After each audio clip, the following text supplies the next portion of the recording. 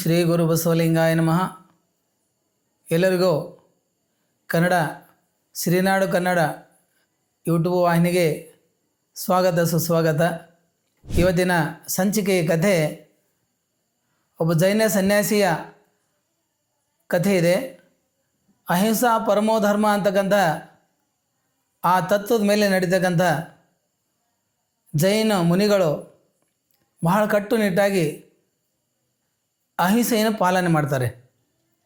ಎಂಥ ಸಂದರ್ಭ ಬಂದರೂ ಕೂಡ ತಮ್ಮ ಅಹಿಂಸಾ ಮನೋಧರ್ಮವನ್ನು ಬಿಟ್ಟು ಕೊಡುವುದಿಲ್ಲ. ಅವರು ಪ್ರಾಣ ಹೋದರೂ ಕೂಡ ಬಿಟ್ಟು ಕೊಡೋದಿಲ್ಲ. ಆ ರೀತಿಯಾಗಿರ್ತಕ್ಕಂಥ ಅಹಿಂಸೆಯನ್ನು ಪಾಲನೆ ಮಾಡ್ತಕ್ಕಂಥ ಒಬ್ಬ ಜೈನ ಮುನಿಯ ಒಂದು ಕಥೆ ಇಲ್ಲಿದೆ. ಅಹಿಂಸೆಯೇ ಪರಮಧರ್ಮ, ಎಲ್ಲ ಜೀವಿಗಳಿಗೂ ದಯೆ ತೋರಿ, ಅದೇ ನಿಜವಾದ ಧರ್ಮದ ಹಾದಿ. ಒಮ್ಮೆ ಒಬ್ಬ ಜೈನ ಸನ್ಯಾಸಿ ತಮ್ಮ ಭಕ್ತರ ಮನೆಗೆ ಬರ್ತಾರೆ. ಅವರ ಆಮಂತ್ರಣದ ಮೇರೆಗೆ ಪ್ರತಿ ಸಲ 6 ತಿಂಗಳಿಗೊಮ್ಮೆ ವರ್ಷಕ್ಕೊಮ್ಮೆ ಕರಿತಕ್ಕಂಥ ರೂಢಿ ಇತ್ತು. ದೊಡ್ಡ ಶ್ರೀಮಂತರು ಅವರು ಭಕ್ತರು. ಅವರು ಕರೆದು ಗುರುಗಳಿಗೆ ಆಧಾರ ಆತಿಥ್ಯ ಎಲ್ಲ ಉಪಚಾರಗಳನ್ನು ಮಾಡ್ತಾರೆ. ಒಂದು ಒಳ್ಳೆಯ ಆಸನ ಮೇಲೆ ಕುಳ್ಳಿರಿಸ್ತಾರೆ.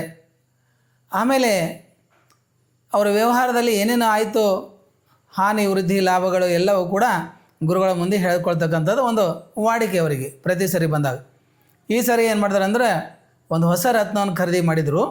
ಆ ರತ್ನವನ್ನು ಗುರುಗಳಿಗೆ ತೋರಿಸಿ ಅವ್ರ ಕೈ ಮುಟ್ಟಲಿಲ್ಲ ಅಂದರೂ ಪರವಾಗಿಲ್ಲ, ಅವ್ರ ದೃಷ್ಟಿಯಿಂದ ನೋಡಿದರೆ ಸಾಕು ನಮಗೆ ಶುಭವಾಗ್ತದೆ ಅಂತಕ್ಕಂಥ ನಂಬಿಕೆ ಇಡ್ತಕ್ಕಂಥ ಮಹಾಭಕ್ತರವರು. ಹಾಗಾಗಿ ಗುರುಗಳಿಗೆ ತಾನು ತೋರಿಸಿರೋದ್ರು. ಗುರುಗಳು ಅದು ಅಷ್ಟಕ್ಕಷ್ಟೇ ಅನಾಸಕ್ತಿಯಿಂದ ನೋಡಿದರು. ಯಾಕಂದರೆ ಸರ್ವಸಂಗ ಪರಿತ್ಯಾಗ ಮಾಡಿದವರಿಗೆ ಆ ವಸ್ತುಗಳ ಮೇಲೆ ಅಷ್ಟೇನು ಅವರಿಗೆಲ್ಲ ನೋಡಬೇಕಂತಕ್ಕಂಥ ಆಸೆನೂ ಕೂಡ ಇರೋದಿಲ್ಲ. ಹಾಗಾಗಿ ಸುಮ್ಮನೆ ಅವರು ಭಕ್ತರ ಒಂದು ವಿನಂತಿಗಾಗಿ ನೋಡಿದ್ರು ಅಷ್ಟೇ. ಭಾಳ ದೊಡ್ಡ ಶ್ರೀಮಂತರು ಅವರು. ಎಲ್ಲಿ ಹೋಗಿದ್ರು ಅಂದ್ರೆ ಮತ್ತೊಂದು ಬೇರೆ ಯಾವುದೋ ಒಂದು ಏನೋ ವಸ್ತು ತರಿಸಲಾಗಿ ಮನೆ ಒಳಗಡೆ ಹೋಗಿದ್ರು ಅವರು. ಗುರುಗಳಲ್ಲಿ ಪಡಿಸಲೇ ಕೂತಿದ್ರು. ಆವಾಗ ಏನು ಮಾಡ್ತದಂತ ಇವರು ಸುಮ್ಮನೆ ನೋಡ್ತಾ ಆಧ್ಯಾತ್ಮಿಕವಾಗಿರ್ತಕ್ಕಂಥ ವಿಚಾರಗಳನ್ನು ಮಾಡ್ತಾ ಕೂತಿರ್ತಾರೆ. ಆದರೆ ಆ ಮನೆ ಕಂಪೌಂಡಿಂದ ಒಂದು ಹಾರಿ ಒಂದು ಕೋಳಿ ಬಂದುಬಿಡ್ತದೆ ಪಕ್ಕದ ಮನೆಯಿಂದ. ಆ ಕೋಳಿ ಬಂದು ನೇರವಾಗಿ ಇಲ್ಲಿ ಪಡ್ಸಲಿಗೆ ಬಂದು ಅದಕ್ಕೆ ಆ ರತ್ನದ ಹರಳು ಕಾಣುತ್ತಲ್ಲ, ಅದನ್ನು ಏನು ಮಾಡ್ತು ನುಂಗಿ ಮತ್ತೆ ಹೋಗ್ಬಿಡ್ತದು. ಸನ್ಯಾಸಿಗಳು ಇವ್ರ ಮುನಿಗಳು ನೋಡ್ತಾನೆ ಕೂತಿದ್ರು ಗುರುಗಳು. ಅವರೇನು ಮಾಡಲಿಕ್ಕಾಗಲಿಲ್ಲ. ಅದಕ್ಕೆ ಒಂದು 5 ನಿಮಿಷ ನಿಂತ ಮೇಲೆ ಇಬ್ಬರು ದಂಪತಿಗಳು ಹೊರಗಡೆ ಬಂದು ನೋಡ್ತಾರೆ, ರತ್ನದ ಹರಳೇ ಇಲ್ಲ. ಎಲ್ಲಿ ಹೋಯ್ತು ಗಾಬರಿ ಆಗ್ತಾರೆ. ಗುರುಗಳೇ ಎಲ್ಲಿ ಹೋಯ್ತು ರೀ, ರತ್ನದ ಹರಳೆ ತೋರಿಸಿದ್ನಲ್ಲ, ಇದು ಇಲ್ಲೇ ಇತ್ತಲ್ಲ, ಎಲ್ಲಿ ಹೋಯ್ತು ರೀ? ಗುರುಗಳು ಮೌನವಾದರು. ಉತ್ತರನೇ ಇಲ್ಲ. ಕೇಳಿ ಇವರಿಗೆಲ್ಲ ಯಾಕಪ್ಪ ಹಿಂಗೆ ಏನಾಯಿತು, ಹಿಂಗೆ ಮಾಯ ಆಯಿತು, ಏನಿದು ಅಂತ ತಿಳ್ಕೊಂಡು ಇಬ್ಬರು ಗಂಡ ಹೆಂಡತಿ ಗಾಬರಿ ಆಗ್ತದೆ. ಯಾಕಂದ್ರೆ ಕೋಟಿಗಟ್ಟಲೆ ಬೆಲೆ ಬಾಳ್ತಕ್ಕಂಥದ್ದು ಆ ರತ್ನ ಹರಳಿ ಇರ್ತದೆ. ಏನು ಮಾಡಬೇಕು ಈಗ? ಗುರುಗಳಿಗೆ ಮತ್ತು ಕೇಳ್ತಾರೆ, ಕಾಲು ಬಿದ್ದು ಕೇಳ್ತಾರೆ, ನಮಸ್ಕಾರ ಮಾಡಿ ಕೇಳ್ತಾರೆ, ಸಾಷ್ಟಾಂಗ ನಮಸ್ಕಾರ ಮಾಡ್ತಾರೆ. ಏನು ಪರಿಯಾಗಿ ಮಾಡಿದರೂ ಕೂಡ ಗುರುಗಳು ತುಟಿ ಪಿಟ್ಟು ಕಾಣಲಿಲ್ಲ. ಆವಾಗ ಆ ಶ್ರೀಮಂತನಿಗೆ ತುಂಬ ಕೋಪ ಬಂದುಬಿಡ್ತು. ಗುರುಗಳಿಗೆ ಏನು ಮಾಡಿ ಬಾಯಿ ಬಿಡಿಸ್ಬೇಕು ಅಂತಕ್ಕಂಥ ವಿಚಾರ ಏನಿಲ್ಲ, ನನಗೇನು ತಿಳಿತದ ಮಾಡ್ತೀನಿ, ನನ್ನ ವಸ್ತು ಸಿಗೋ ತನಕ ಈಗ ಗುರುಗಳು ಬಾಯಿ ಬಿಡಿಸ್ಬೇಕಾಗ್ತದ. ಗುರುಗಳೇ ಹೇಳ್ರಿ, ಇಲ್ಲಾಂದ್ರೆ ನಾನು ನಿಮ್ಗೆ ಥಳಿಸ್ಬೇಕಾಗ್ತದ, ನಿಮ್ಗೆ ಶಿಕ್ಷೆ ಕೊಡಬೇಕಾಗ್ತದ. ಏನಿಲ್ಲ ಅಂದರೂ ಕೂಡ ಗುರುಗಳು ಮೌನವಾಗಿಯೇ ಇದ್ದರು, ಶಾಂತವಾಗಿಯೇ ಇದ್ದರು. ಯಾವುದಕ್ಕೂ ಹೆದರಲಿಲ್ಲ. ಹೊಡಿತಾನೋ ಬಡಿತಾನೋ ಅಂಬೋದಕ್ಕೆ ಹೆದರಲಿಲ್ಲ. ಆದ್ರೆ ಅವ ಅಂಥದ್ರಾಗೆ ಏನು ಮಾಡ್ದ, ಒಂದು ಕೋಲು ತೊಗೊಂಡು ಬಂದು ಅವ್ರಿಗೆ ಹೊಡ್ಯೋಕ್ಕೆ ಶುರು ಮಾಡ್ದ. ಎಷ್ಟು ಹೊಡೆದ್ರೂ ಕೂಡ ಗುರುಗಳು ಹೇಳಿಕ್ಕೆ ತಯಾರಿಲ್ಲ. ಅವಾಗಂದ್ರು ಇಲ್ಲಿ ಇನ್ನು ಹೀಗಲ್ಲ, ಈಗ ನಡು ಅಂಗಡಿಯಾಗ ಇವನಿಗೆ ಎದ್ದು ನಿಲ್ಲಿಸಿ ಕರ್ಕೊಂಡೊಯ್ದು ಇದು ಈಗ ನಿಲ್ಲಿಸಿ ಬಾರ್ಕೋಲಿನಿಂದ ಹೊಡಿಬೇಕು. ಆವಾಗ ಬಾಯಿ ಬಿಟ್ಟನಿಗೆ ಅಂತಿಕೊಂಡು ಇಬ್ಬರು ಏನು ಮಾಡಿದ್ರು, ಬಾರ್ಕೋಲ್ ತೊಗೊಂಡು ಆ ಸನ್ಯಾಸಿಗೆ ಅಂಗಳಲ್ಲಿ ನಿಂದಿರಿಸಿ ಹೊಡ್ಯೋಕ್ಕೆ ಶುರು ಮಾಡಿದ್ರಪ್ಪ. ಅವರು ಹೊಡಿತಾ ಇದ್ದ ಸಂದರ್ಭದಲ್ಲಿ ಏನಾಯಿತು ಅಂದ್ರೆ ಸನ್ಯಾಸಿಗೆ ಮೈಯೆಲ್ಲ ಬರಿ ಆಯಿತು, ಮೈಯೆಲ್ಲ ರಕ್ತ ಆಯಿತು. ಎಲ್ಲ ಕಡೆ ಇಷ್ಟೆಲ್ಲ ಮೈಯೆಲ್ಲ ಅಷ್ಟು ಜರ್ಜರಿತಾಗಿಬಿಡ್ತು ಅವರ ಏಟಿನಿಂದ. ಆದರೂ ಕೂಡ ಆ ಸನ್ಯಾಸಿ ಬಾಯಿ ಬಿಡ್ಲಿಕ್ಕೆ ತಯಾರಿಲ್ಲ. ಹಾಗೇ ಹೊಡಿತಾ ಇದ್ದ ಸಂದರ್ಭದಲ್ಲಿ ಅದೇ ಕೋಳಿ, ರತ್ನ ನುಂಗಿರ್ತಕ್ಕಂಥ ಕೋಳಿ ಮತ್ತೆ ಕಂಪೌಂಡ್ ಹಾರಿ ಈಚೆ ಕಡೆ ಬರ್ತಾಯಿತ್ತು.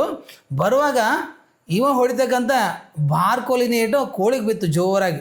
ಕೋಳಿಗೆ ಬಿದ್ದು ಕೂಡಲೇ ಅದು ಆಗಿಂದಾಗೆ ಸತ್ತು ಬಿಡ್ತಲ್ಲ, ಕೆಳಗೆ ಬಿದ್ದು ಬಿಡ್ತು. ಸತ್ತು ಕೂಡಲೇ ಆವಾಗ ಗುರುಗಳಂದರು, ನೋಡಪ್ಪ ನಿನ್ನ ರತ್ನ ನಾನೇನು ಮುಟ್ಟಿದ್ದಿಲ್ಲ, ಅದು ಏನು ಮಾಡ್ತು, ನಾನು ಹೀಗೆ ಕೂತ್ಕೊಂಡಾಗ ಎಲ್ಲಿಂದೋ ಬಂತದು, ಬಂದ ಕೂಡಲೇ ಹಿಂಗೆ ನಾನು ನೋಡಿದ್ರಾಗೆ ಅದನ್ನು ನುಂಗಿ ಬಿಡ್ತು ನೋಡು, ಆ ಕೋಳಿ ಹೊಟ್ಟೆ ಒಳಗದ ಅಂತ. ಆವಾಗ ಕೋಳಿ ಹೊಟ್ಟೆಗದ ಅಂದ ಕೂಡಲೇ ಇಬ್ಬರು ಗಂಡ ಹೆಂಡತಿ ಏನು ಮಾಡಿದ್ರು, ಆ ಸನ್ಯಾಸಿಯ ಪಾದದ ಮೇಲೆ ತಲೆ ಇಟ್ಟು ಹೊಳೆಯಾಡ್ಲತ್ತರು. ಯಾಕೆ ಇಂಥ ಗುರುಗಳಿಗೆ ಅಹಿಂಸೆಯನ್ನು ಅಂದ್ರೆ ನಾನು ಹೇಳಿದ ಮಾತಿಗೆ ಆ ಕೋಳಿಯನ್ನು ಸಾಯಿಸಬಾರ್ದು ಇವರು. ನಾಯಿ ಕೋಳಿ ನುಂಗ್ಯದ ಅಂತ ಹೇಳಿದಂದ್ರೆ ಸಿಕ್ಕಾಪಟ್ಟೆ ಎಷ್ಟು ಬೇಕಷ್ಟು ದುಡ್ಡು ಕೊಟ್ಟು ಕೋಳಿ ಖರೀದಿ ಮಾಡಿ ಆ ಹೊಟ್ಟೆಗಿಂದ ರತ್ನ ತಗೊಂಡ್ಬಿಡ್ತಿದ್ರು ಅವರು. ಅದಕ್ಕೆ ನನ್ನ ಮಾತಿನಿಂದ ಒಂದು ಜೀವ ಹಿಂಸೆ ಆಗಬಾರ್ದು, ಒಂದು ಜೀವ, ಒಂದು ಪ್ರಾಣಿ ಜೀವ ಹೋಗಬಾರ್ದು. ನನಗೆ ಎಷ್ಟೇ ತ್ರಾಸಾಗಲಿ, ನನಗೆಷ್ಟೇ ಪ್ರಾಣ ಹೋದರೂ ಪರವಾಗಿಲ್ಲ, ಆದರೆ ನಾನು ಆ ಒಂದು ಸಾವಿಗೆ ಕಾರಣ ಆಗಬಾರ್ದು ಅಂತ ತಿಳ್ಕೊಂಡು ಆ ಸನ್ಯಾಸಿ ಏನು ಮಾಡಿದ್ರು, ಅಷ್ಟೊಂದು ತಟಸ್ಥವಾಗಿ ನಿಂತು ಮೌನವಾಗಿದ್ದರು. ಆದರೆ ಅಕಸ್ಮಾತಾಗಿ ಅವನು ಬಾರ್ಕೋಲಿ ನೇಟಿಗೆ ಕೋಳಿ ಸತ್ತು ಬಿದ್ದದ ಕಡೆಯಿಂದ ಮುನಿಗಳು ಬಾಯಿ ಬಿಟ್ಟರು ಅಲ್ಲೇದ ಅಂತೇಳಿ. ಆದ್ದರಿಂದ ನೋಡಿ ಅವಾಗ ಭಾಳ ಪಶ್ಚಾತ್ತಾಪದಿಂದ ಬೇಕಾದಷ್ಟು ಅವ್ರ ಕಾಲ ಮೇಲೆ ಉರುಳಾಡಿದರು, ಎಲ್ಲ ಮಾಡಿದರು. ಆದರೆ ಏನಾಯಿತು, ಆ ಗುರುಗಳಿಗೆ ಹೊಡೆದಿದ್ದ ಅದು ಏಟು ಅದು ಮೈಗೆ ನೋವು ಕೊಡದೆ ಬಿಡ್ತದ. ಅದು ಎಷ್ಟೇ ಮೈ ಹಿಂಸೆ ಆದರೂ ಕೂಡ ಎಲ್ಲ ಸಹಿಸಿಕೊಂಡು ಮತ್ತೊಂದು ಪ್ರಾಣಿ ಅಥವಾ ಜೀವ ಹಿಂಸೆ ಆಗಬಾರ್ದು ಅಂಥೇಳಿ ಕಟ್ಟುನಿಟ್ಟಾಗಿ ನಡೀತಕ್ಕಂಥ ಆ ಜೈನ ಮುನಿ ಇಂಥ ಅಹಿಂಸಾ ಪರಮೋಧರ್ಮವನ್ನು ಜೀವನದಲ್ಲಿ ಅವರು ಬದುಕಿ ತೋರಿಸಿದರು.